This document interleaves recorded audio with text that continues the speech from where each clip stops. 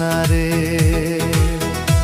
আমি অনেক দিনই চুপ হয়ে বসে থাকি জানালার ধারে, মেঘের ভর তবু কেন ধরি না পথ রে। হায় রে তবু কেন ধরি না পথ রে।